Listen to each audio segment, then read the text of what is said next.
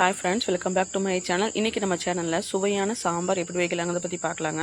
First நான் ஒரு tumbler பருப்பு எடுத்து ஒரு குக்கரில் போட்டு 4 பூண்டு வெள்ளைப்பூண்டு போட்டுருக்குறேங்க. 4 பல்லு வெள்ளைப்பூண்டு போட்டு நல்லா கழுவிட்டு கொஞ்சம் தண்ணி ஊற்றி வேக வச்சுக்கலாங்க. 2 விசில் விட்டுக்கலாம். அது கூட கொஞ்சம் 1 டீஸ்பூன் மஞ்சள் போட்டுக்கலாம். போட்டு இது நல்லா வேக வச்சுக்கலாங்க. பருப்பு கொஞ்சம் மலர்ற அளவுக்கு வெந்தால் போதும், ரொம்ப குழைய வேக வேண்டாம். அதுக்கப்புறம் நம்ம ஒரு பாத்திரத்தில் கொஞ்சம் தண்ணி ஊற்றி முருங்கைக்காய் 2 முருங்கைக்காய் கட் பண்ணி போட்டுக்கலாங்க.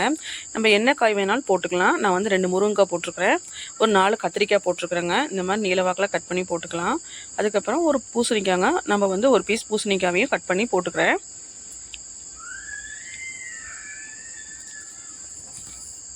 நல்லா தோல்சி கட் பண்ணி நம்ம எந்த சட்டியில் குழம்பு வைக்கிறோமோ அந்த சட்டியில் மாற்றிக்கலாங்க. மாற்றிட்டு ஃபஸ்ட்டு கொஞ்சம் தண்ணி ஊற்றிக்கலாம். அதுக்கப்புறம் நம்ம அரிஞ்சு வச்சுக்கிற காய்கறியெல்லாம் போட்டுடலாம். அதுக்கப்புறம் ஒரு 4 தக்காளி பழம் போட்டுக்கலாங்க. 1 டீஸ்பூன் மிளகாத்தூள் போட்டுக்கலாம். காரத்துக்கு தகுந்த மாதிரி போட்டுக்கலாம்.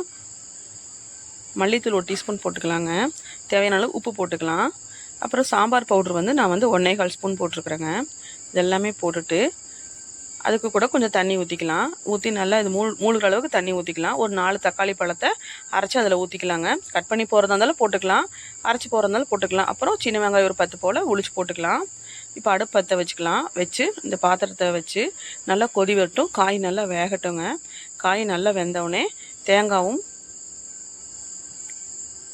பாருங்கள் நல்லா கொதி வருது. நல்லா கொதிச்சிருச்சு. இப்போ நம்ம ஒரு கலரி விட்டுக்கலாம்.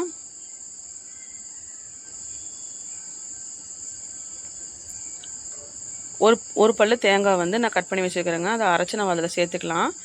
அதுக்கப்புறம் கொஞ்சோண்டு புளியும் நம்ம கரைச்சி அதில் சேர்த்துக்கலாம்.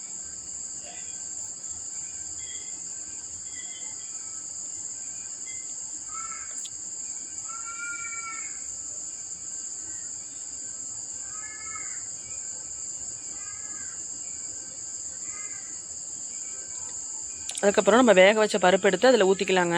இப்போ பாருங்கள் எந்த அளவுக்கு வெந்திருக்குதுன்னு, கரெக்டான பதத்தில் வெந்திருக்குது. அதில் ஊற்றி நல்லா மிக்ஸ் பண்ணி விட்டுக்கலாம். நல்லா கலக்கி விட்டுக்கலாம். இது கலக்கி விட்டதுக்கப்புறம் மூடி வச்சிடலாம். இப்போ பாருங்கள் நல்லா கொதி வந்துருச்சு. நம்ம கொத்தமல்லி இலையை தூவிடலாம். அது நம்ம அடுப்பு ஆஃப் பண்ணிடலாம்.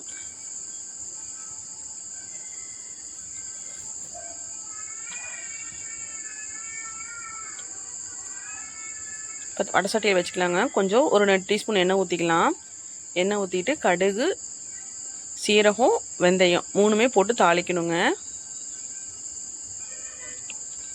கடுகு, சீரகம், வெந்தயம் 3ம் போட்டு தாளிச்சிக்கலாம். அதுக்கப்புறம் ஒரு அரை பெரிய வெங்காயம் கட் பண்ணி வச்சுக்கிறேன், அதை போட்டுக்கலாம். ஒரு கொத்து கருவேப்பிலை போட்டுக்கலாம். போட்டு இது நல்லா ப்ரௌன் கலர் ஆகிற வரைக்கும் நல்லா வணக்கிக்கலாங்க.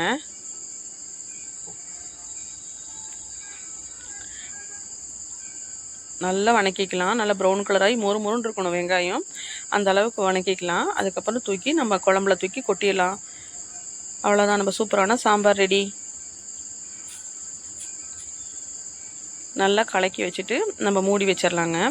இப்போ பாருங்கள் சூப்பராக இருக்கும் சாம்பார். வீட்டில் நீங்கள் ட்ரை பண்ணி பாருங்கள். வீடியோ பிடிச்சிருந்தா லைக் பண்ணுங்கள், ஷேர் பண்ணுங்கள், மறக்காமல் சப்ஸ்கிரைப் பண்ணுங்கள்.